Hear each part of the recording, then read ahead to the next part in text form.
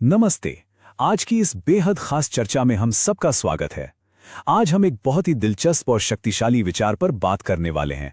Joseph Murphy की मशहूर किताब के अध्याय 11 में एक ऐसा कॉन्सेप्ट है जो सच में सोचने का नजरिया बदल सकता है। ये पूरा का पूरा विचार इस बात पर टिका है कि कैसे हमारा अवचेतन मन, यानी हमारा सबकॉन्शियस माइंड, जिंदगी में सच्ची और स्थायी सफलता पाने के लिए एक असली पार्टनर की तरह काम कर सकता है।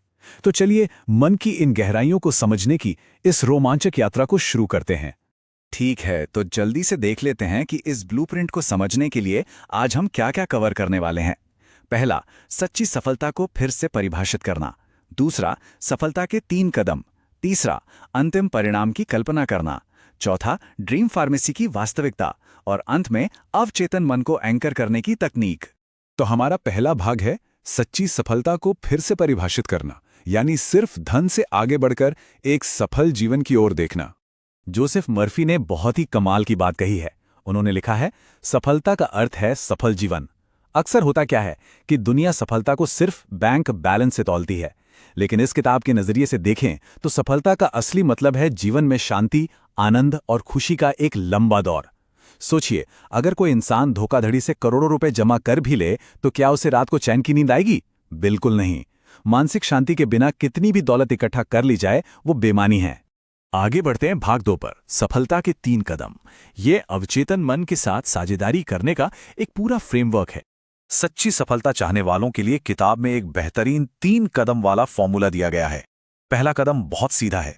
एक ऐसा काम खोजें जिसे सच में प्यार हो, जिसे करने में मजा आए। दूसरा कदम, उस काम में इतनी विशेषज्ञता हासिल करें, इतनी महारत पाएं कि कोई और उसके बारे में आपसे ज्यादा न जानता हो। और तीसरा, जो शायद सबसे जरूरी है, ये सुनिश्चित करना कि उस सफलता से किसी न किसी रूप में पूरी मानवता का भला हो। अब यहां एक बड़ा ही वाजिब सवाल आता है, क्या हो अगर किसी को पता ही ना हो कि उसे कौन सा काम पसंद है? इसके लिए मर्फी एक अचूक प्रार्थना बताते हैं। मेरे अवचेतन मन की अनंत बुद्धि मुझे जीवन में मेरा सच्चा स्थान दिखाती है। इस प्रार्थना को दोहराने से एक अंदरूनी मौन जागरूकता के जरिए ऐसा मार्गदर्शन मिल सकता है जो ये साफ कर दे कि आखिर वो पहला कदम क्या होना चाहिए। तो सबसे अहम बात यह है कि सफलता का एक कंप्लीट सर्किट या एक पूरा चक्र बनना चाहिए जो दुनिया को फायदा पहुंचाए।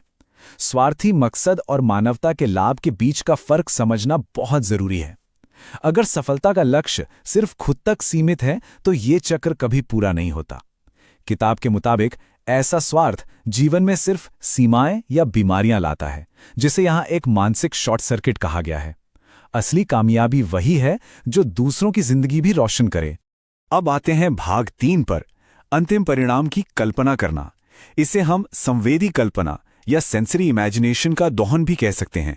इतिहास के पन्ने पलटें तो एक बहुत ही दिलचस्प सवाल उठता है, पुराने जमाने के बड़े बड़े उद्योगपतियों ने इतने विशाल साम्राज्य कैसे खड़े किए? उन्होंने अपने अवचेतन मन का ऐसा क्या इस्तेमाल किया जो बाकी लोग नहीं कर पाए? पाठ के अनुसार इन महान लोगों ने अपनी मानसिक क्षमताओं का बहुत ही अलग और सटीक तरीके से उपयोग किया था। इसका एक शानदार उदाहरण ऑयल मैग्नेट फ्लैगलर की विजुअलाइजेशन तकनीक में मिलता है। फ्लैगलर ने केवल एक तेल उद्योग के बारे में सोचा ही नहीं, बल्कि उन्होंने अपनी पूरी इंद्रियों से उसे महसूस किया। उन्होंने बंद आंखों से पटरियों पर ट्रेनें दौड़ते हुए देखीं, उन ट्रेनों की सीटियों की आवाज सुनी और चिमनियों से निकलता धुआं तक देखा। किसी प्रोजेक्ट को पूरा होने से पहले ही इस तरह मुकम्मल रूप में देखने से उनके सबकॉन्शियस माइंड को एक एकदम पक्का और स्पष्ट ब्लूप्रिंट मिल गया। ये हमें हमारे चौथे भाग पर लाता है, द ड्रीम फार्मेसी की वास्तविकता, जिसका सीधा मतलब है भविष्य को वर्तमान में जीना। यह एक युवा फार्मासिस्ट की बेहद प्रेरक कहानी है।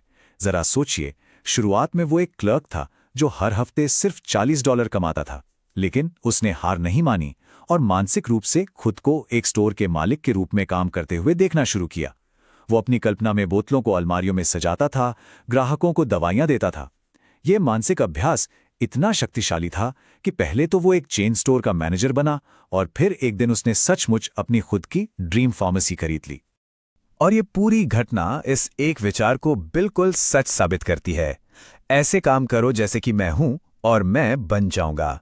सफलता की भावना को पूरे दिल से महसूस करने और उसी के मुताबिक बर्ताव करने से अवचेतन मन पर बहुत गहरा असर होता है। जब हमारा मन ये मान लेता है कि सफलता मिल चुकी है, तो वो बस उसे भौतिक हकीकत में बदलने के काम में लग जाता है।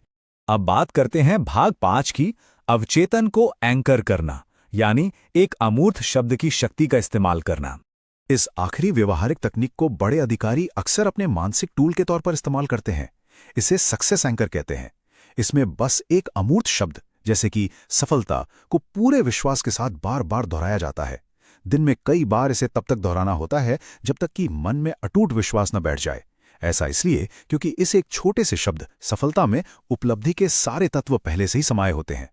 मूल पाठ हमें बताता है कि अवचेतन बुद्धि व्यक्तिपरक मान्यताओं को प्रकट करने के लिए बाध्य करती है। आसान शब्दों में समझे तो जब अवचेतन मन इस एंकर को सच मान लेता है तो वह एक बहुत ही शक्तिशाली कंपल्शन या मजबूरी पैदा करता है। फिर इंसान के लिए उस सफलता को हकीकत में बदलना एक विकल्प नहीं रह जाता, बल्कि एक तय परिणाम बन जाता है। चलिए अब आज की चर्चा के अंतिम भाग की ओर बढ़ते हैं, निष्कर्ष या सफलता में अवचेतन मन की साझेदारी। अगर हम इस पूरे विश्लेषण को समेटें तो ये बातें सामने आती हैं। सफलता का मतलब है एक सफल जीवन। इसके लिए मानवता के भले वाले 3 कदमों के चक्र का पालन करना चाहिए। अंतिम परिणाम को अपनी इंद्रियों से विजुअलाइज करना चाहिए और सफलता जैसे शब्द से अपने मन को एंकर करना चाहिए। ये सब मिलकर अवचेतन मन के साथ पार्टनरशिप करने का एक अचूक तरीका बनाते हैं। तो एक बहुत ही गहरे सवाल के साथ आज की ये चर्चा खत्म करते हैं। मन के उस छिपे हुए स्टूडियो में आज इसी वक्त कौन सा ज्वलंत अंतिम परिणाम तैयार किया जा रहा है? हम हर दिन अपने अवचेतन मन को कौन सा ब्लूप्रिंट सौंप रहे हैं? क्योंकि याद रखिए, उसी ब्लूप्रिंट के आधार पर हमारे भविष्य की इमारत खड़ी होगी। इस दिलचस्प चर्चा का हिस्सा बनने के लिए बहुत बहुत धन्यवाद।